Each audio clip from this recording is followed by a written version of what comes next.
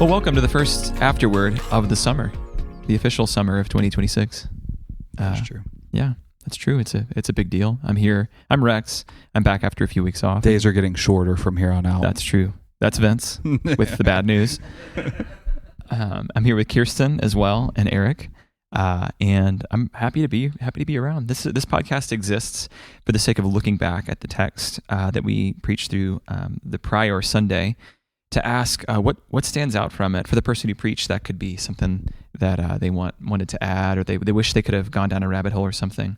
And then what's God like according to this text? And then finally, how do we apply this? What's this mean for a Tuesday morning? How do we do that? But before we get going, I want to start us out with a get to know you question. And that is, what did you miss most about me while I was gone for 2 weeks? No, your wife. I missed your wife. That go with your gut. That works out. That checks out. No, what was your high school mascot? Pioneers. Was there someone dressed up like Lewis and Clark or something, like they have a coonskin cap? Or yeah, there was. And then where were you in high school? I was in Kirkwood, Missouri. Okay. Yep. And we had a Pioneer song. Ooh, sing it. Kirkwood on your Pioneers. I remember the whole thing. It's a good song. It was. So Kirkwood had the, I think, oldest high school rivalry. Is Missouri? Is it west of the Mississippi? West of the Mississippi. I was trying to remember in my geography. That's not my strongest suit. That with the neighboring city, Webster Groves, and every year on Thanksgiving Day they have the Turkey Day Bowl. So they have a high school football game on Thanksgiving Day at high noon. And it's been going for 100 years or more. So we would go to the Turkey Day game and fight the Statesmen, Webster Statesmen. Oh my goodness. So it's the Pioneers versus the Statesmen. Yep. So, that's wild. It's like the Wild West versus the bureaucul. Yep, it really was. I'm in on that. Yeah, that sounds great. Did you know? In two very white neighborhoods. So well, that sounds about right. Yeah. Did you know that Lewis and Clark, while they were on their expedition, they captured a prairie dog, and they put it in a box and they mailed it to Thomas Jefferson. And so every time we're out on a trail and I see a prairie dog, I think I should get that and mail it to President Trump and just see what happens. Was it still alive? Who knows? Really, I don't know. I think so. Who knows? The mail worked just as quickly then as it does Definitely. now. I mean, there's no shortage of them when you go walk out at Dixon Reservoir. Some of them seem way more dedicated to self-preservation than others. Well, and do you ever have the thought as you're walking out there, if they all joined forces and came at you, you'd be a goner, because there's hundreds of them, and they're all screeching and whistling and all right, clicking. new question. Would you rather fight one bear or all the prairie dogs in Dixon Reservoir? What type of bear? Also, we're answering a different question right now. This is what Eric missed most about me while I was gone for 2 weeks. Eric just put his hands, just a visual for the listener. He shook his head and put his face in his hands. He's smiling the whole time, though. Are we talking grizzly bear or black bear? Black bear. Oh, Black bear is the answer. Probably, yeah. Also, the prairie dogs have the plague. So, you could get bubonic plague, whereas I don't know that you could get that from a bear. Mm-hmm. So, you're fighting two things with a prairie dog. That's a short death with a bear or a slow, long death with the plague. What about you, Eric? Death by 1,000 nibbles. This podcast has morphed so much. In amazing It's ways. weird what my presence does here, really, I would say. Our listenership has increased. It's just because we moved here, though. So we're going with school. Would your school mascot beat a bear or a prairie dog? I'm going to go it was the Fighting Dutchman. It was a Dutchman. Seriously? Yep. That's awesome. Fighting? Probably. Probably Yep. not. He had wooden shoes on. And do you think a bear or a prairie dog would more likely wear wooden shoes? That's a really good question, Kirsten. No. Let's get back to the original Let's go back question. to the original one. Yeah, Dutchman. Okay. Purple and white were the colors. I lived in a really Dutch community, and so I think it was the Fighting Dutch, I think was what it was called. Was he the Flying Dutchman? No. Oh, man. No, I feel like that's a wasted opportunity. That's a cool name. Didn't you used to march in wooden shoes in your band? Yeah, for street marching, we would march in literal wooden shoes and just kind of shuffle. And it was part of the instruments? Yeah. Yeah, so you'd hear the ch as it. It's actually kind of cool. But I was a band guy, so. What did you play? Saxophone. I just learned something about you. I guess it makes sense. There's a saxophone up there. Anyway. He found that in a dumpster, though. I did. I know. I heard that story. did. Hey, actually, when we came to visit Fort Collins, we were walking past a trash can right by the river in Old Town. And there was a clarinet in there. Remember? No way. There was we stopped and talked about that? Yeah, because there was an open case with That a was clarinet. you and I were walking? You and me and Kinsey and the girls were walking right by the river, and there was a trash can, had an open case, and there was a clarinet. And that's when you told me, I found a saxophone in a trash can once. I remember walking with you guys. I don't Mhm. remember the clarinet and garbage at all. It was wild. It was cool. Huh. Anyway, Vince, what was your mascot? I can't tell you. It was. Was it something the offensive? Indians? Oh, okay, gotcha. It still is too. Okay. I think they held on. There you go. Yeah. Yeah. Southeast Missouri. Tell them Southeast what to do. Yeah. No one goes there, so Yeah. they're not going to check anyway. But yeah, I was the Eagles, which is like one of 3 mascots that Christian high schools have, I yeah. guess. Yeah. It's like the Eagles and Oh. probably some, I don't know, what else? What is it? Anyway, it was not that interesting. There were a couple other Christian schools that we played in football that were also the Eagles. We had the Saints for one, Oh. which seems like Yeah, their mascot had a halo. yeah, something like that. Yeah. Anyway, let's turn our attention to God's Word. I think that's probably a better idea than what we have been doing. I really enjoyed it, though. Yesterday, we finished up. We are so different. But you know what? That's what makes us good teammates. This is fantastic. Eric was counting the seconds that we have wasted. Is what he was doing. I was thinking, how many minutes are we in already? Eric told me before we started this podcast, I said, hey, do you want to sit on in? And I said, hey, you know what? If it would be helpful, that'd be great. I feel like we've already been so helpful Yeah. to our people. So. I think so. Yeah. Anywho, yesterday we were in, we finished, Kirsten missed me. We finished up Luke chapter 7, started the very beginning of Luke 8. Let me read this, and then we can start walking through our questions. So this is starting in verse 36. One of the Pharisees asked him to eat with him, and he went into the Pharisee's house and reclined at table. And behold, a woman of the city, who was a sinner, when she learned that he was reclining at table in the Pharisee's house, brought an alabaster flask of ointment. And standing behind him at his feet, weeping, she began to wet his feet with her tears, and wiped them with the hair of her head, and kissed his feet, and anointed them with ointment. Now when the Pharisee who had invited him saw this, he said to himself, if this man were a prophet, he would have known who and what sort of woman this is who is touching him, for she is a sinner. And Jesus, answering, said to him, Simon, I have something to say to you. And he answered, say it, teacher. A certain moneylender had 2 debtors. One owed 500 denarii, and the other 50. When they could not pay, he canceled the debt of both. Now which of them will love him more? Simon answered, the one, I suppose, for whom he canceled the larger debt. And he said to him, you have judged rightly. Then turning toward the woman, he said to Simon, do you see this woman? I entered your house. You gave me no water for my feet, but she has wet my feet with her tears and wiped them with her hair. You gave me no kiss, but from the time I came in, she has not ceased to kiss my feet. You did not anoint my head with oil, but she has anointed my feet with ointment. Therefore I tell you, her sins, which are many, are forgiven. For she loved much, but he who is forgiven little loves little. And he said to her, your sins are forgiven. Then those who were at table with him began to say among themselves, who is this, who even forgives sins? And he said to the woman, your faith has saved you. Go in peace. Soon afterward, he went on through the cities and villages, proclaiming and bringing the good news of the kingdom of God. And the 12 were with him, and also some of the women who had been healed of evil spirits and infirmities, Mary called Magdalene, from whom 7 demons had gone out, and Joanna, the wife of Chuza, Herod's household manager, and Susanna, and many others who provided for them out of their means. This is God's word. Vince, give us a quick flyover. I know this is narrative, so it kind of fits, neatly into a couple sections. But where did you take this yesterday? What was it that stuck out and that kind of the thrust of your preaching? Yeah, I think we see 2 different interactions. One's longer, clearly, than the other one, but we see 2 groups of people, or 2 people, or groups of people who have begun to follow Jesus. And I think Luke's point in a lot of this is that there's a diversity of people who have been affected by Jesus, sins forgiven.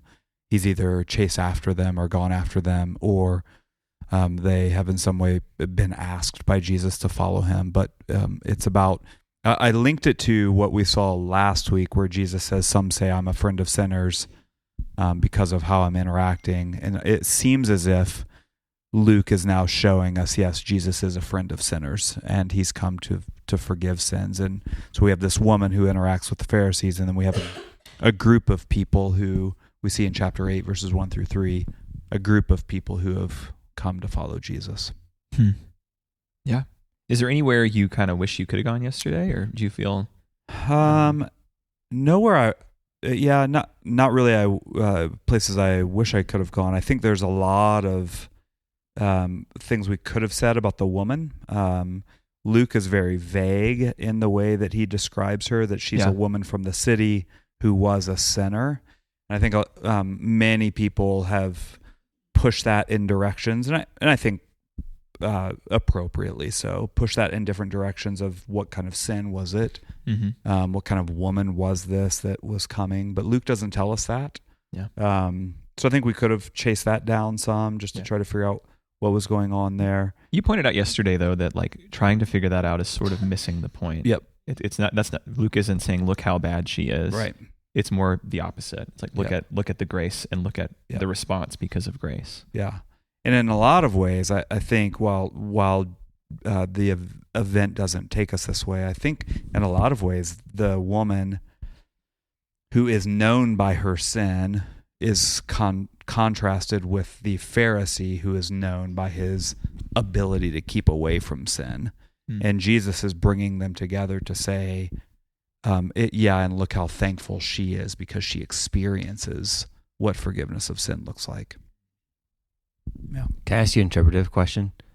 You can ask me whether or not I have an answer. Well, it was central to your main point. So I'm just curious on your thought process. In verse 48, verse 48 says, and he said to her, your sins are forgiven. You took that as not a new fact that started right there based on the woman's actions, but something he had already done in the past. Yeah. Could you talk through that real briefly again, how you arrived at that? Yeah.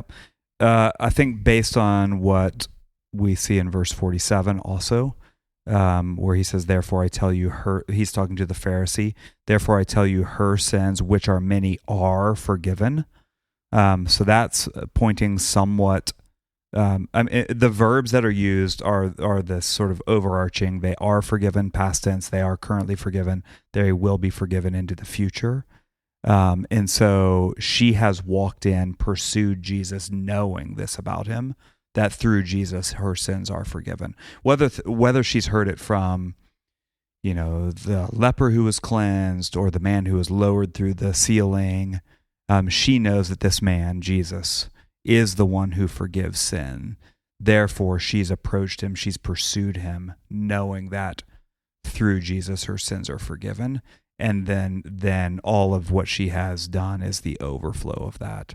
Because the whole passage is about her gratitude or her thankfulness, her love for, her affections for this one who has forgiven sin. So linking up the verbs that Jesus uses, which we don't really get in our dumbed down English version, the verbs that Jesus uses, it has a sort of overarching sense to it that they were forgiven, are forgiven, will be forgiven, and also the point of what the point of the parable and the point of what Jesus is getting at is her affections are proof that she has been forgiven, not the other way around.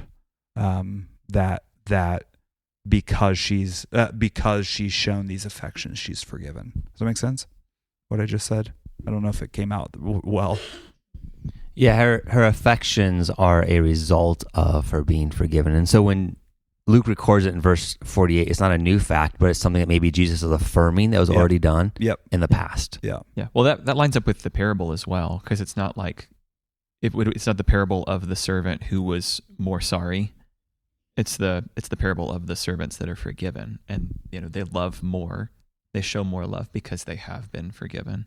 If that makes Which sense. I find fascinating that the word love is used there instead of gratitude, although I'm sure that's Yeah. a piece of that love, or some other word, but rather it's love in each case. Yeah, because his question is now, which of them will love him more? Yeah.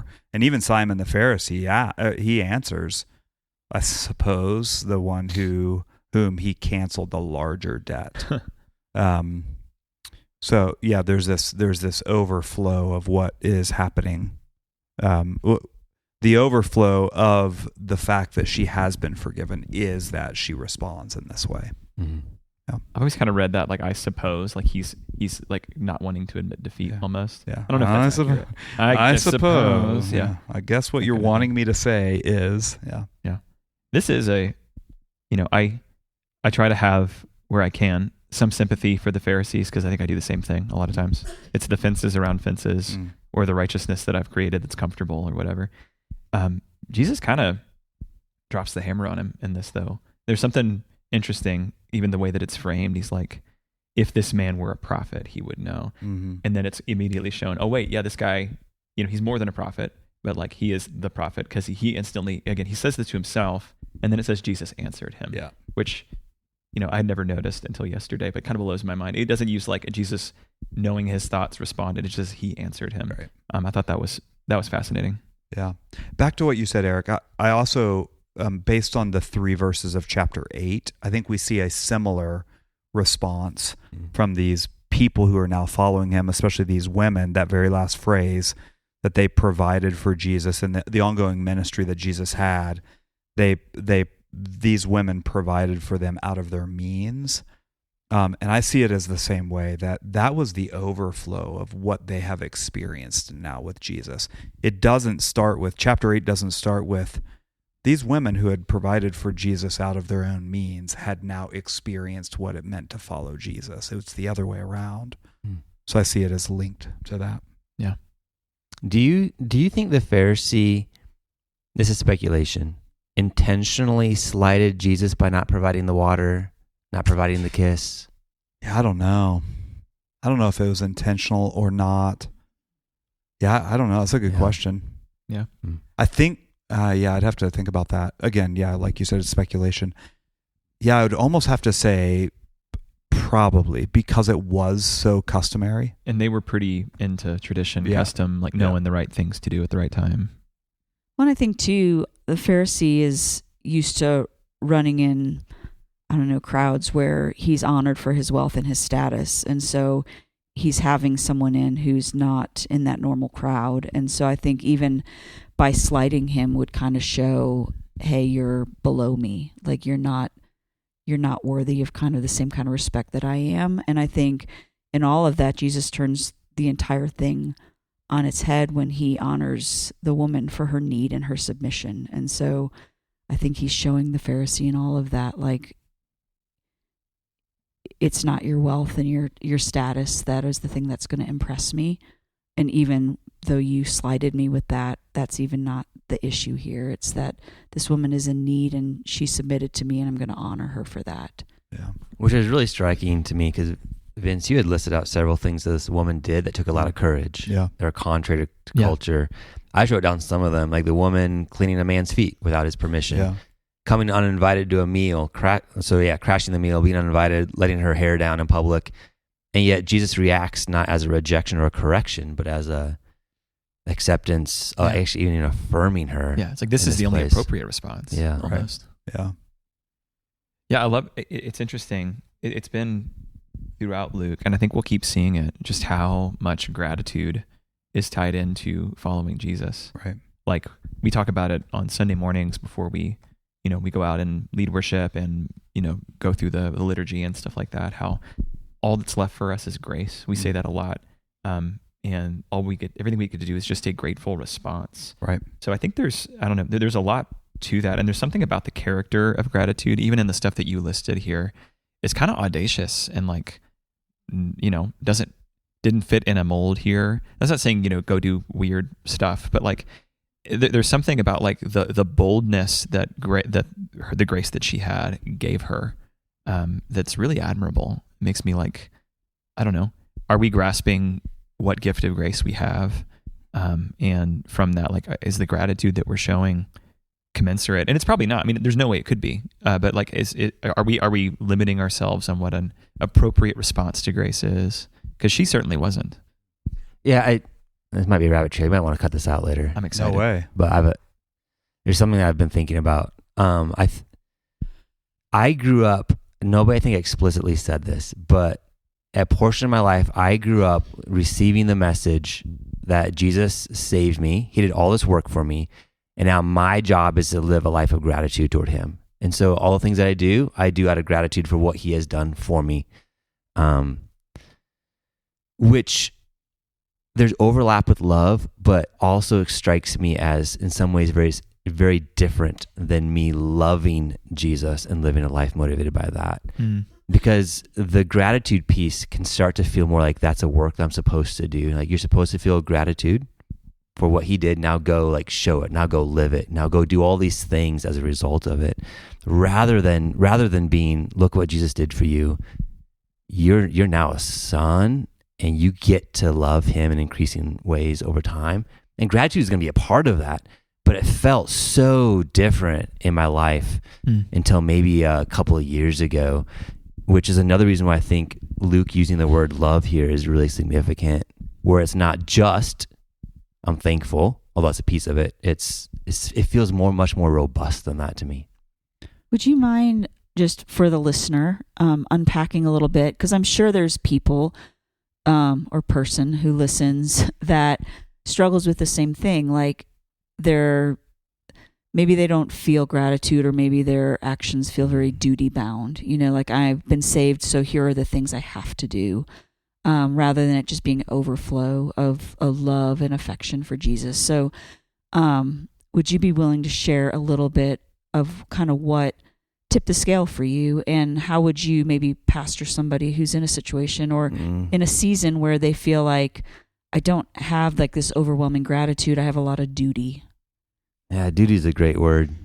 I think that's what I felt. That's a good word, is a duty. I think one of the big differences for me is realizing I was carrying a lot of guilt because of the sense of that I'm supposed to, out of gratitude, do all of these things. The list, I think, is endless. And so for me, or for others who may be feeling that,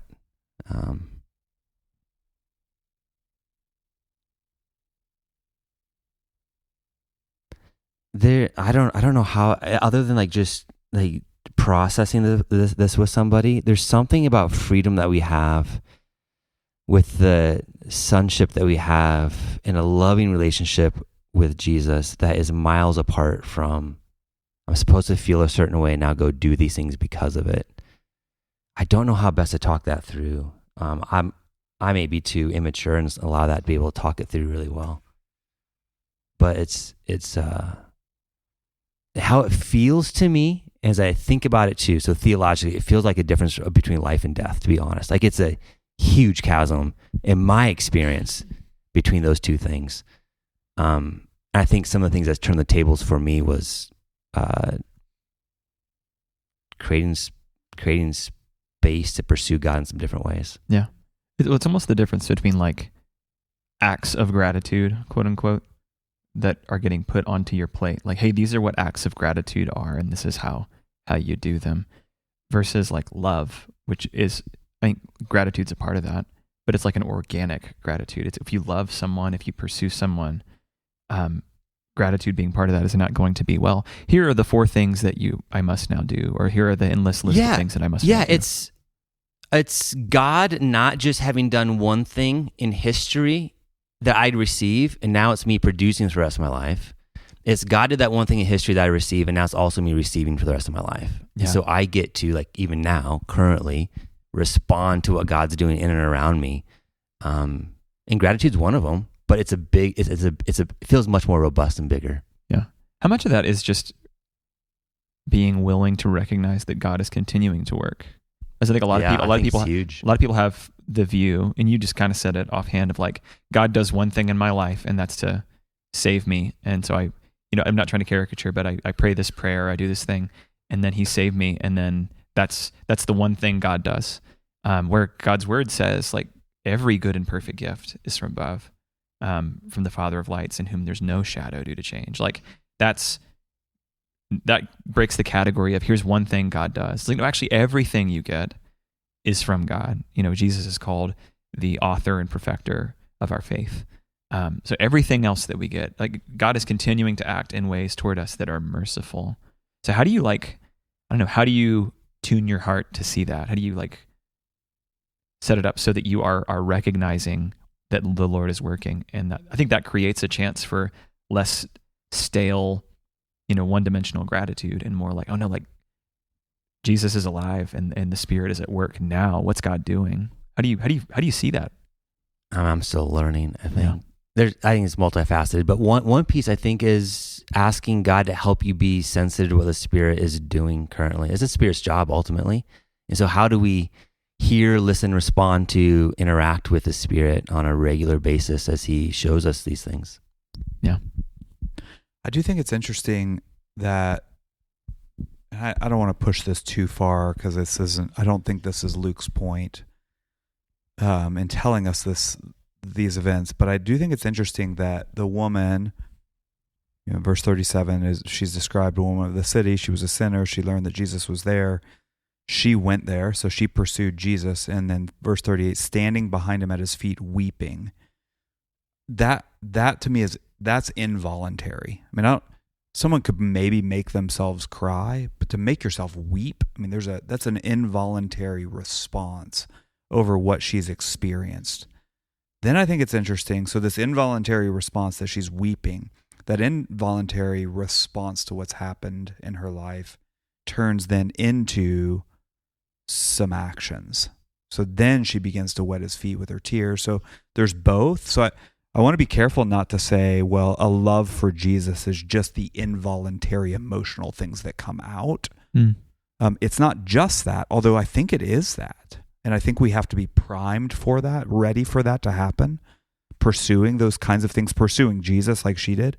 But then I think from the involuntary things that happen, there's some concrete ways in which we also show our love for Jesus. Through, I think, what we saw in chapter 8, there's some generosity that can come from that. There's the ways in which Jesus loved others, we can show that love. So I think there's a mixture of how we respond. I wonder if it's easier to grab onto here are the ways I show love. So I can do some things to show love, and it means I go to church on Sundays, and it means I shovel snow from my neighbor's yard, and so there's some tangible things we can grab onto. The ways I think that are harder for us to get our head around are, how do we sort of involuntarily show our love for Jesus? What's the overflow that comes out that's an evidence of our love for Jesus? Yeah, I mean, there's so many ditches to avoid, and you mentioned some yesterday. A ditch of was it experience or emotionalism, that sort of thing? Right. Yeah, and that's certainly, to be clear, that's not what we're saying. Yeah. That you need to feel certain emotions. In fact, the desert periods of time are some of the places that God shapes you the most, and you don't feel any of the emotion. So certainly not chasing of emotion, and yet at the same time, God may graciously grant you some emotion and some experiential nearness and that sort of thing too. So it isn't certainly, this is what it is for every Christian at every season of life. Yeah. I think we used the word duty earlier. I can't remember who it was. It might be Donald Whitney or one of those. He talks about duty and delight working together, where there are some times where there's a duty. It feels like duty. It's like I'm doing this because I know that it's right. It's kind of like eating. You're not going to eat a great meal every single time. I mean, you might, I don't know, but you're not going to eat something that is super memorable. Like you won't remember what you ate 2 Tuesdays ago, probably, but you ate because you're alive. So there's a sense of like, sometimes it's duty bound. Sometimes it's I'm doing this because I know it's good. I know that this is a response, but then the delight shows up as well. I don't know. There's a weird interplay there. Yeah, I think this discussion is important if we feel like we all have to feel like this woman felt all the time. Like we're weeping, we're doing crazy things that most people might say is contrary to custom. There may be seasons of that, but that's not probably every season. But I mean, I think it probably a problem in our culture is that, especially among Christianity is that we look for all these formulas. And so we look for, how am I going to get this emotional experience with Jesus? Or how am I going to, have Jesus answer my prayers, or whatever it is. And so I need to do this thing, and then I'm going to get this result. And so I think anytime we're approaching God with the idea of a formula, then we're not actually truly approaching who God is, because we can't control him. We can't create some sort of solution to a problem. We have to come before him.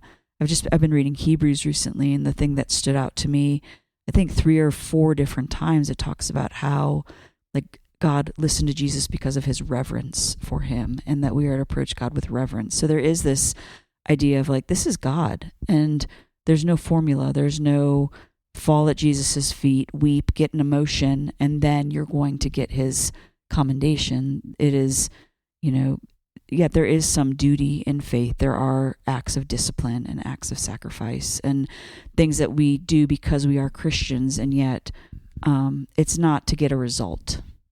Yeah. Well, I love in Hebrews, because it talks about reverence, but then it also, he says like, because of this, who we don't know who wrote it, but he says, because of this, like, boldly approach the throne. I think there's something, because you see that here, like there's a kind of reverence, like she knows who she's dealing with, but she also just boldly approaches him. Yeah. Yeah, I would agree that we need to be careful to think about relationship with Jesus just in an emotional response. We do need to be careful about that, because that's going to be hard to manufacture every single time we want to, experience Jesus. At the same time, I do wonder if there is something. I do think there's a check for us if it's never or it's rare that we experience the overwhelming response of some emotion to consider what Jesus has done for us. And I think that's what I was trying to get at yesterday, is that, but the question came into my mind last week as I was studying is, am I ever weeping at the feet of Jesus over the fact that he saved me from the dominion of darkness and called me to light? Does that ever do anything in me? I think that's a good check for us. If it never does anything in us, we may want to consider what's going on in our hearts. Certainly. I mean, I think for me, one of the things that convicted me yesterday was just that where Jesus says, let's see, therefore I tell you, her sins, which are many, have been forgiven, for she loved much, but he who was forgiven little loves little.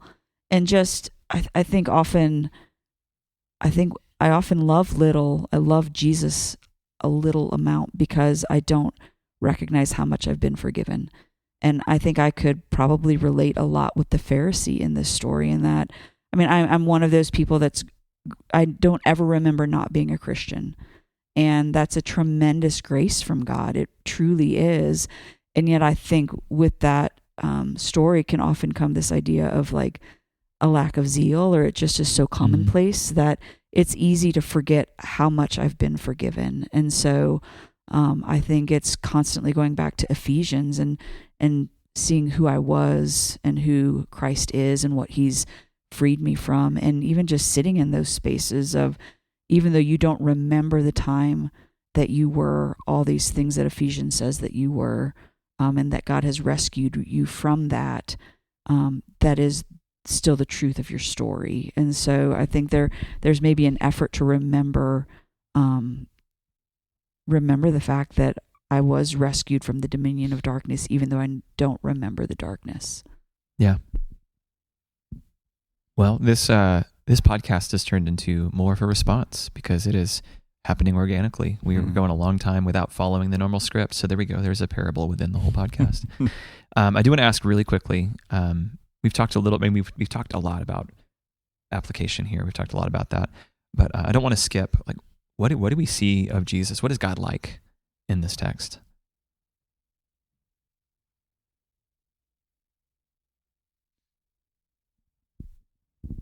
I mean, a couple things stand out. I think one, which you mentioned yesterday, Vince, is just Jesus's response to the woman, that she was doing something that was really culturally weird and uncomfortable for everyone, and yet he still showed her honor.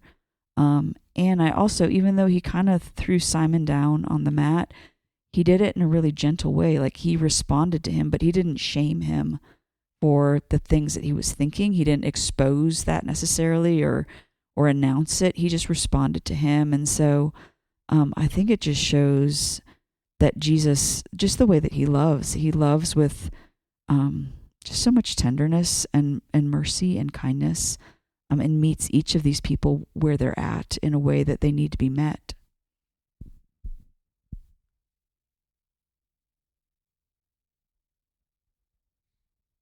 This is, again, I feel like I'm the one who says this every week, but we get here again another picture of Jesus like pursuing people, both with grace, like pursuing people first. You see that in, the grateful response here and the love response here, but also even in pursuing Simon. Like, again, like you said, Pharisees get thrown into they're kind of the punching bag. They get thrown under the bus, whatever.